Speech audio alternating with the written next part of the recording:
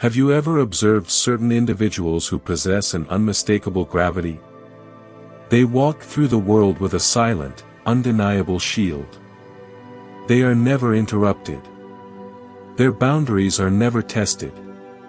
Their time is treated as a sacred, non-negotiable asset. What is this hidden formula? What secret psychological code are they operating under that you missed? I'm about to deliver a truth so stark and painful it will likely make you furious. The reason they receive this profound deference isn't because they're inherently superior, richer, or more objectively successful than you. It's because they understand and leverage one dark, immutable psychological principle you have been trained to ignore. A trick so simple, yet so devastatingly effective, that once you internalize it, the power dynamic in every one of your relationships will be inverted. Think about your last few interactions. Someone jumps the queue in front of you, and you stand there in silent resignation. A friend cancels plans at the last minute for the third time, and you send the obligatory, "It's fine, no worries." Someone steals your idea in a meeting, and you choose to let it slide to avoid friction. You know what you're doing in those moments. You are actively training the world to treat you as disposable. You are certifying yourself as the path of least resistance. You are telling everyone that your time is cheap, your ideas are free, and your feelings are irrelevant. This isn't just about being nice, it's about being psychologically compliant, and that compliance is a contagious weakness. But here's the absolute shocker: the people who never deal with this casual cruelty are not lucky. They are utilizing a cold, rational blueprint of human psychology, a strategic manual first codified by Niccolò Machiavelli 5 centuries ago. This blueprint is the fundamental separator between people who command respect and people who beg for approval. What if I told you that your relentless effort to be liked is the single greatest drain on your personal power? That every time you try to please everyone, you are systematically liquidating your authority? That the harder you chase external validation, the less people actually afford you genuine respect? Every yes you say when you mean no is a tax on your dignity. Every compromise you make to keep the peace is a surrender of sovereignty. This isn't feel-good motivation, this is a manual on strategic social psychology that works every single time. By the end of this video, you will understand the mechanism behind why some voices echo while others fade into noise. And most importantly, you will have the 7 ironclad laws of authority, a framework to ensure you are never disrespected again. Are you ready to stop being everyone's optional backup plan and cement yourself as their non-negotiable, first-choice necessity? Are you ready to trade the fleeting warmth of approval for the cold, absolute certainty of respect? To begin this transformation, drop this affirmation in the comments: respect over approval. We must start at the uncomfortable truth of powerlessness, neediness. Every single person who has walked all over you, dismissed you, or treated you like you don't matter knew this one thing: you needed their acceptance more than they required your presence. They didn't even have to be consciously manipulative, they simply sensed your desperation and acted on the path of least resistance. Let's be blunt, when was the last time someone genuinely respected a person who was visibly desperate to be liked? Never. That desperation releases a psychological scent, an energetic vulnerability that the opportunistic instantly detect and exploit. It's an open invitation to take advantage. The problem of psychological liquidity. When your priority is being liked, you become psychologically liquid. You're easy to access, easy to bend, and easy to dispose of. This liquidity creates 2 catastrophic vulnerabilities. A. Predictability: you become an open book. People know your automated response, you will compromise your truth to avoid friction. You will smile when you are insulted. You will always comply. They know they can rely on you to be the one who makes things easy for them, regardless of the cost to you. Once you are predictable, you become disposable. You lose the element of uncertainty that forces respect. B. Value inversion. The cruel irony is that the harder you chase approval, the less people actually value you. Human Psychology 101. We are fundamentally attracted to what is scarce and we dismiss what comes too easily. Chasing approval is an act of continuous self-devaluation in the social marketplace. The supply of your compliance far exceeds the demand for your authentic self, driving your perceived worth down. Machiavelli stated, "It is better to be feared than loved if you cannot be both." This fear is not terror or cruelty, it is the strategic, cold establishment of a consequence. It is the rational understanding that there is a definite, immediate cost to crossing your boundaries. When this cost is understood, people treat you with deference. That is the very definition of genuine respect. They don't respect you because they like you, they respect you because they respect the consequences of crossing you. The constant people pleasers are relegated to the bottom because they have made themselves indiscriminately available to everyone, making them valuable to no one. The users who exploit your kindness do not respect you, they view you as a weak, controllable resource. They may pay you compliments, but those are merely payment for your service as a doormat. You cannot command anything when you're on your knees begging for validation. Respect isn't given, it is commanded by your refusal to accept anything less. Drop this affirmation in the comments, I choose power. Now we move from the disease of compliance to the cure, respect. Not the polite nod reserved for strangers, but the deep, instinctive deference that makes people hesitate and measure their actions before engaging with you. This is the difference between being admired for your achievements and being respected for your self-command. Respect is built entirely on the principle of friction, the cost of consequence. If crossing you costs them something they value, access to you, your help, or your presence, they will not cross you. It's a purely rational equation of self-interest. The algebra of disrespect, the zero-friction trap. Where most people get it tragically wrong is in misunderstanding the source of respect. They think it comes from being impressive, talented, or successful. That is admiration or envy. True respect comes from knowing you will enforce your standards and boundaries. It is the outcome of your boundaries being enforced laws, not polite suggestions. When someone disrespects you, interrupts you, is late for a meeting, takes credit for your work, and you tolerate it, you have taught them that disrespecting you is free. You have certified yourself as a safe, zero-friction target. You have essentially given them a license to treat you badly, because there is no penalty for poor behavior. But when a boundary is violated, and there is an immediate, consistent, and proportional consequence, they lose access to you, lose your help, or face a sudden, cold distance. They learn the lesson instantly. They are trained that your time and energy are high-value resources and must be approached with caution. This is why the nicest people are often treated the worst. They have created an environment where bad behavior is consequence-free. They are safe to disrespect.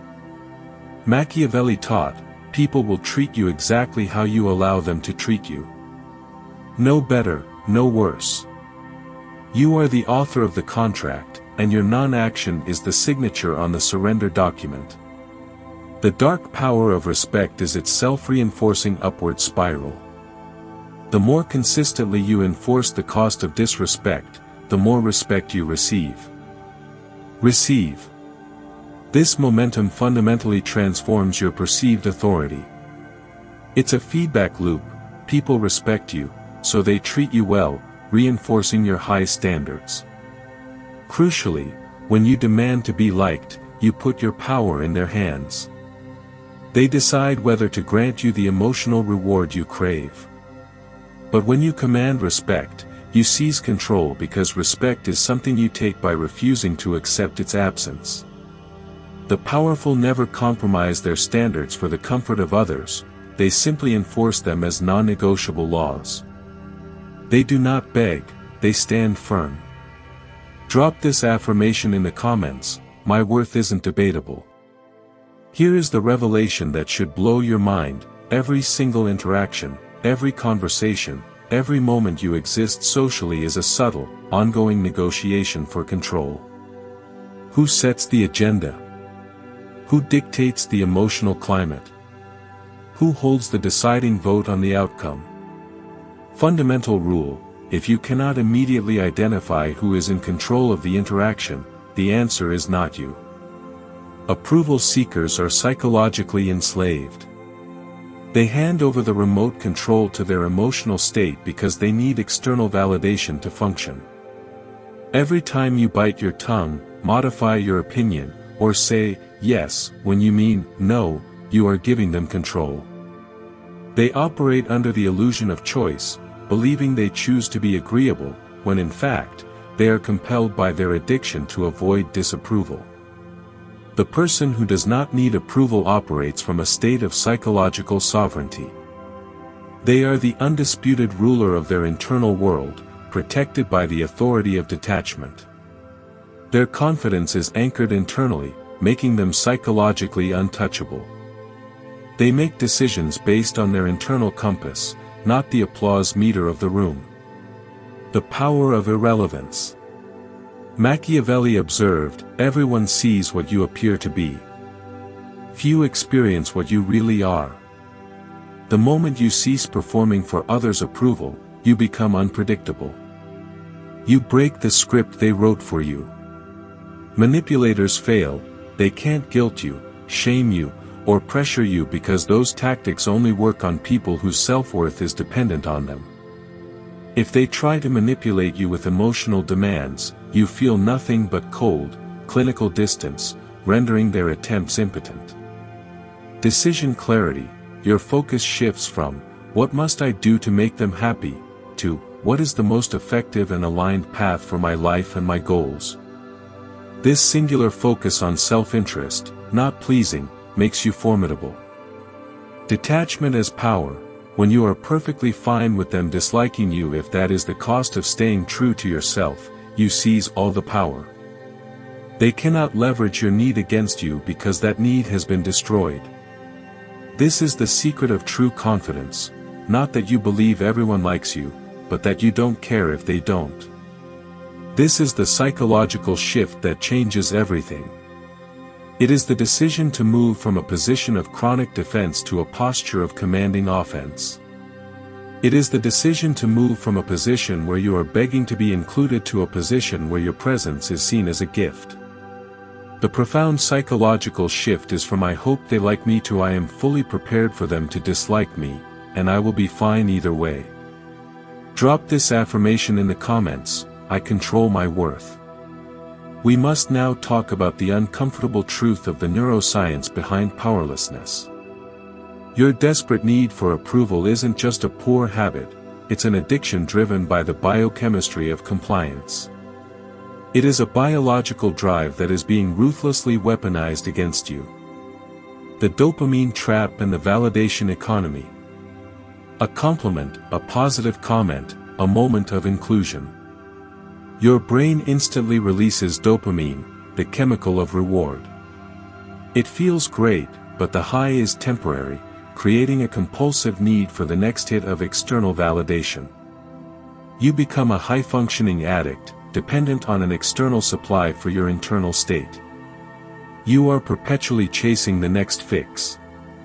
The manipulators, and modern social structures like platforms and workplaces, have weaponized tiny, cheap bits of approval to purchase massive amounts of your time and compliance. They are actively using your brain chemistry against you. They know that a simple word of praise about your generosity can get you to lend them money, and a comment about your dedication can get you to work late for free. The brutal truth: external validation is cheap to give and ruinously expensive to receive. It costs them nothing to praise you, but it costs you your autonomy because your self-worth is now outsourced to their arbitrary opinions. You are dependent on them for your psychological equilibrium, and they hold the power to withdraw that supply at any time. Machiavelli cautioned, "He who neglects what is done for what ought to be done sooner affects his ruin than his preservation." When you chase the external impossibility of universal affection, what ought to be done, you destroy your core internal power, what is done. You become a performance artist, changing your mask for every audience. You destroy your own authenticity for the sake of an emotional high. The only path to freedom is painful and difficult, the discipline of internal substitution. You must consciously starve the external validation loop and substitute it with the hard one, lasting self-respect that comes from internal validation. You have to find a way to get your dopamine hit from execution and integrity, not applause. This means choosing to express your genuine, unpopular opinion over the guaranteed acceptance of agreement. It means taking an action you know is right, even if you know it will draw criticism. Your mind will protest, it will try to pull you back with guilt and fear of rejection. That feeling is the addiction dying. You must be willing to endure being disliked for the sake of your own truth. This is not weakness, this is psychological warfare against your own conditioning.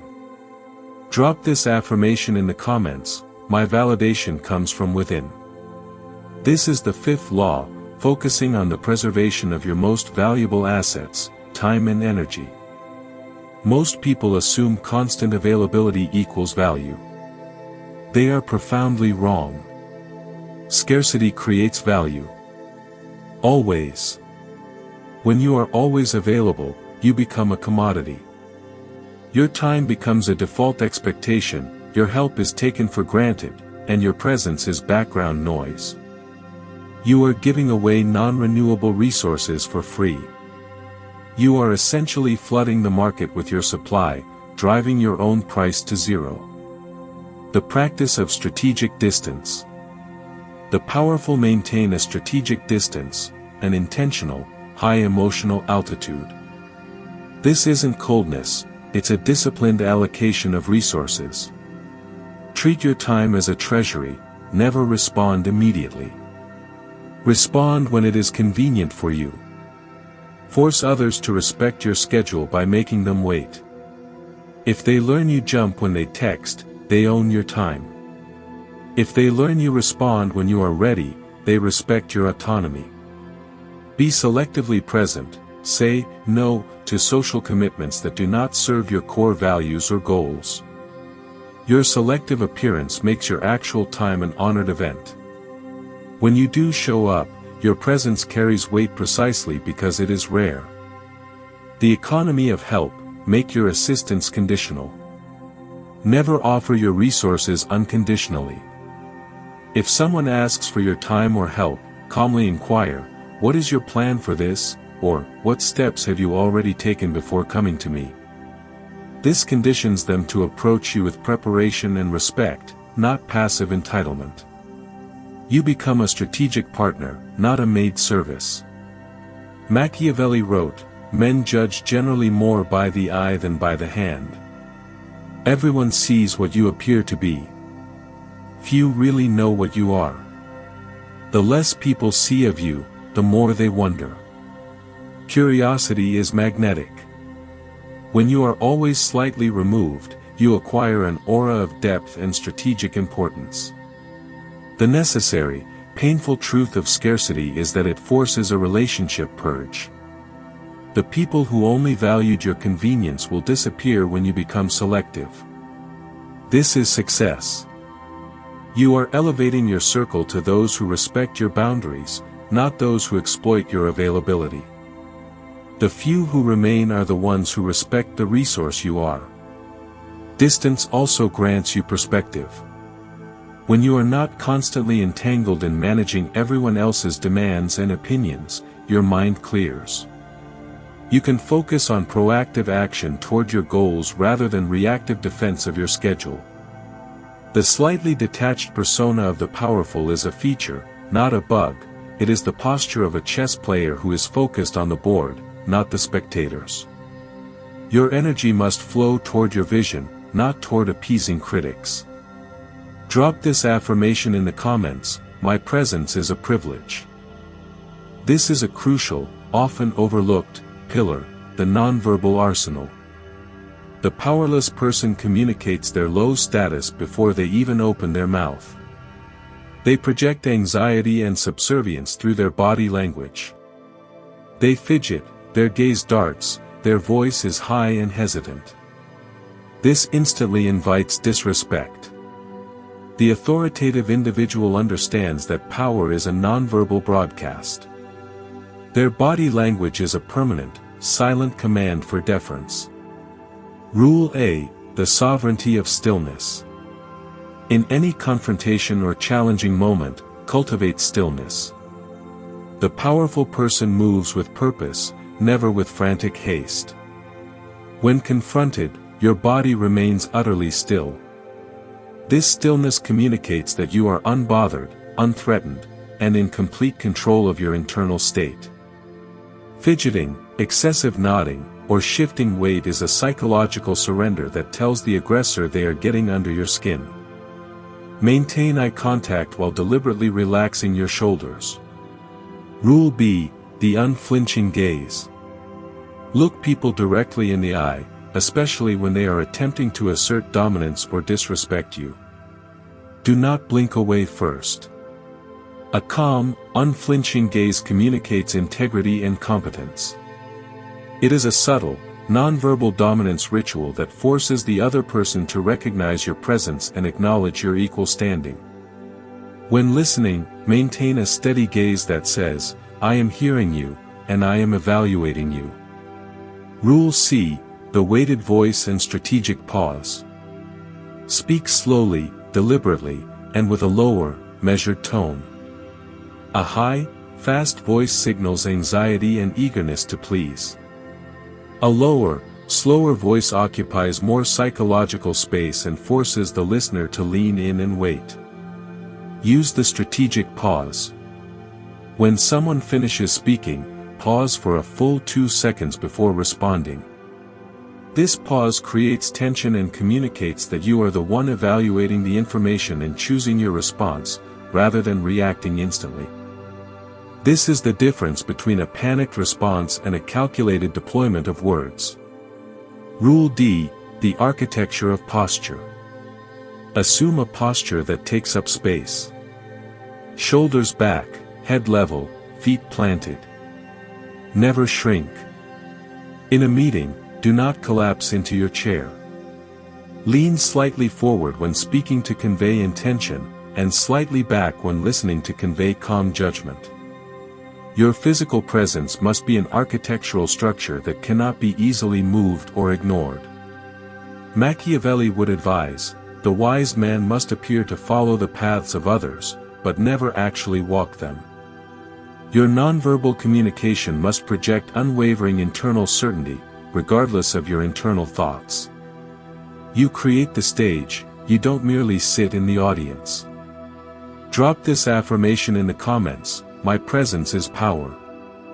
This is the final, practical manual for action, the moment we translate philosophy into raw, observable power. These 5 rules are the tools you use to transform from being reactive to being commandingly proactive. Rule 1: speak less, act more, the lion's action. Stop explaining yourself. Explanations are often pleas for acceptance. The respected person lets their actions carry the entire argument. When disrespected, do not deliver a speech. Implement the consequence immediately. Your action is the final, non-debatable word. Rule 2: never chase, cultivate absolute indifference, the fox's withdrawal. Chasing approval is a primal surrender of power. Never double text, never explain why you deserve their time, and never compromise your standards when they act cold. Cultivate absolute, genuine indifference to their opinion. This psychological detachment makes people chase you, because the one thing humans cannot ignore is the person who seems to not need them. Rule 3. Stay cold and calm under attack, psychological bulletproofing. When someone attempts to provoke, insult, or push your emotional buttons, your emotional reaction is their currency. If you get angry, defensive, or emotional, they win. They control your state. The truly powerful respond to attack with utter, cold calm, a level stare, or a slight, disarming amusement. You demonstrate that they cannot reach or manipulate your core state. Rule 4. Stay strategically unpredictable, the variable's edge. Predictability is vulnerability. Keep people guessing. Be generous sometimes, be ruthless at others. Be available one day, completely inaccessible the next. This strategic duality, being the fox, subtle, strategic, and the lion, strong, decisive, forces people to approach you with constant respect and calculation. Rule 5. Enforce boundaries swiftly and immediately, the non-negotiable law. When a boundary is crossed, the speed and finality of your response are everything. Do not give second chances for the same core violation. Do not debate the terms. Implement the consequence immediately, loss of access, removal of help, severance of connection, and move on. This teaches everyone that your boundaries are the law of the land, not mere suggestions. Drop this affirmation in the comments: I am unmovable. What is the ultimate, non-negotiable result when you fully integrate these 7 ironclad laws of authority? When you finally resign from chasing approval and step into the power of commanding respect? The final prize is psychological liberation. You are no longer tethered to the moods and whims of others. You achieve the freedom of the self-possessed. You stop being a social object, defined and controlled by external opinions and applause. You become a social subject, an autonomous force who writes their own narrative and sets their own terms. This transformation is not comfortable. You will feel the sting of guilt for non-compliance and the genuine fear of rejection. When you enforce a boundary, the other person may get angry, and your brain will scream that you've made a mistake. You must recognize that this pain is the necessary friction, the final death throes of your old, compliant self. You must push through this discomfort, because the other side is the version of yourself you were always meant to be. Machiavelli delivered the final, most urgent command: the wise man does at once what the fool does finally. Don't be the fool who waits until your life is crippled by compliance. Don't wait until you've been burned by disrespect 100 times. Start today. Start now. Start with the very next boundary you have to enforce. Your future self, the one who commands respect, who has genuine, high-quality relationships, who doesn't need external validation to feel complete, is waiting for you to make this decision. This journey is not about becoming cold or cruel, it is about becoming strong and truthful. It is about elevating your own value so that the world is forced to meet your standard. If this video was the uncomfortable truth you needed to hear, smash that like button.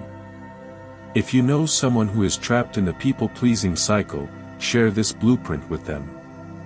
And if you are ready for more raw, unsanitized tools for personal power, subscribe and hit the notification bell. Drop this final, ironclad affirmation in the comments: respect is my birthright. Remember this eternal truth: in a world overcrowded with people begging for validation, the person who doesn't need approval holds all the cards. Be that person. Command the respect you deserve, and watch your entire life transform when you finally stop giving your power away.